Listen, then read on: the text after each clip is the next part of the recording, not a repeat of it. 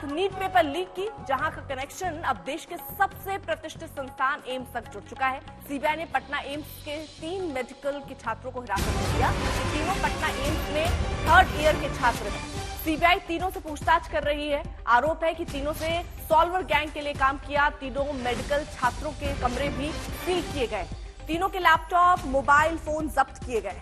तो हिरासत में लिए गए पटना एम्स के 3 एमबीबीएस छात्र। सीबीआई ने तीनों एमबीबीएस छात्रों के कमरे सील कर दिए।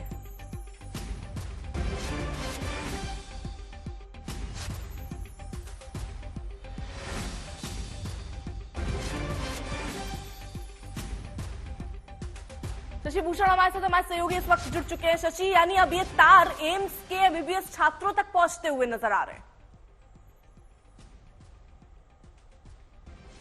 अभी देखिए, ठीक हुआ?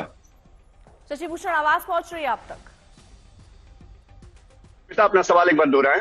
यानी ये सारा खेल बहुत बड़ा नजर आ रहा है, क्योंकि एमबीबीएस के छात्र जो हैं उनके कमरे को सील किया गया, उनको पकड़ा गया, यानी तार वहां तक जुड़े हुए थे। देखिए बेटा, जब आर्थिक अपराध इकाई जो बिहार की ईओयू है वो इस मामले की जांच कर रही थी, उसी वक्त हमने ये सबसे पहले जानकारी दी थी कि संजीव मुखिया गिरोह ने सॉल्वर्स का जो इंतजाम किया था वो दरअसल सॉल्वर्स की भूमिका में एमबीबीएस के स्टूडेंट थे। और अब हमारी खबर यानी आज तक की खबर पे ही मोहर लगती दिख रही है, क्योंकि अब कनेक्शन कहीं ना कहीं पटना एम्स तक जा पहुंचा है, जहां से 3 एमबीबीएस स्टूडेंट को सीबीआई ने हिरासत में लिया है।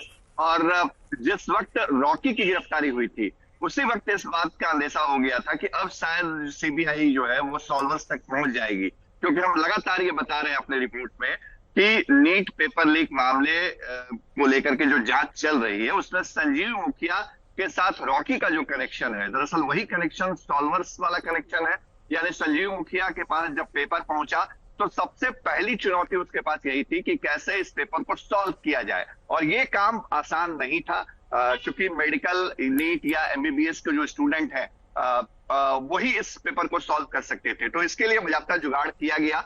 रॉकी को जिम्मेदारी दी गई थी। रॉकी ने एमबीबीएस स्टूडेंट को सॉल्वर्स के तौर पे इस्तेमाल किया। इसके लिए बाकायदा उनको पैसे भी दिए गए, और अब ये सारी चीजें एस्टेब्लिश होती हुई दिख रही हैं, क्योंकि मामला जो है वो पटना एम्स तक जा पहुंचा है, जहां 2021 बैच के 3 एमबीबीएस स्टूडेंट जो है वो सीबीआई की हिरासत में लिए गए हैं। सीबीआई ने उनके गैजेट्स को जब्त किया है। वहां से इंट्रोगेशन और बाकी जो जांच है वो आगे बढ़ाई जा रही है। अर्पिता, और एक तरफ देखिए पूरा मामला कोर्ट में भी है शशि भूषण, और यहाँ कोर्ट में ये कहा गया कि बहुत कोई बड़े स्तर पर नहीं हुआ है, इसलिए इसको पूरी प्रक्रिया रद्द नहीं होनी चाहिए। लेकिन जिस तरह तार राज्य दर राज्य इसके जुड़ रहे हैं, अलग अलग संस्थानों से जुड़ते हुए नजर आ रहे हैं, क्या ये बहुत बड़ा रैकेट अभी तक समझ में आता है? क्या कह रहे हैं जो जांच करते हुए अधिकारी हैं, किस तरह ये लिंक जो है जुड़ रहे हैं? तो क्या कोई बहुत बड़ा घपला है जिसकी वजह से पेपर तक रद्द करना पड़े?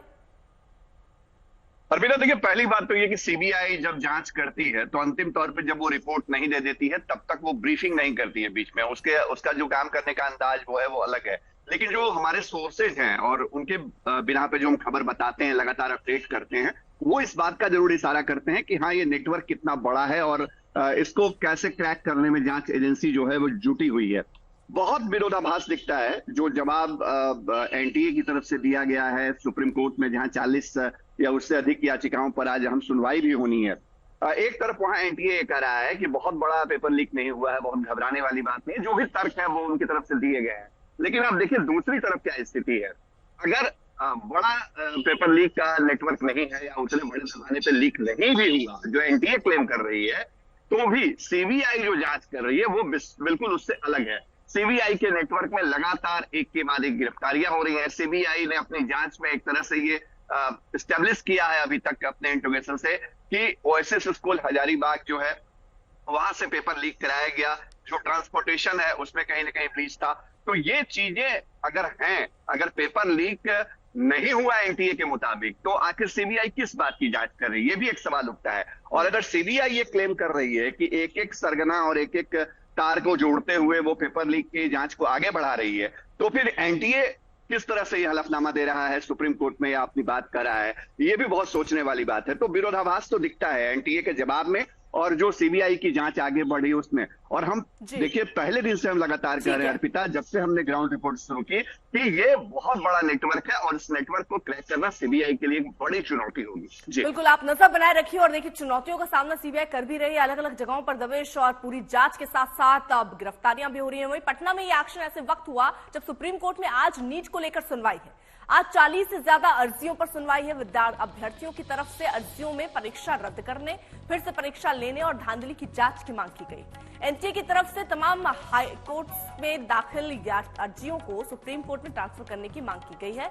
इस बीच एनटीए की तरफ से ताजा हलफनामा दाखिल किया गया। एनटीए ने अपने हलफनामे में पेपर लीक के आरोपों को पूरी तरह खारिज कर दिया। एनटीए ने कहा कि पटना और सवाई माधोपुर में पेपर लीक का दावा सही नहीं। एनटीए ने पेपर लीक के सबूत के तौर पर पेश किए गए टेलीग्राम वीडियो को एडिटेड बताया है।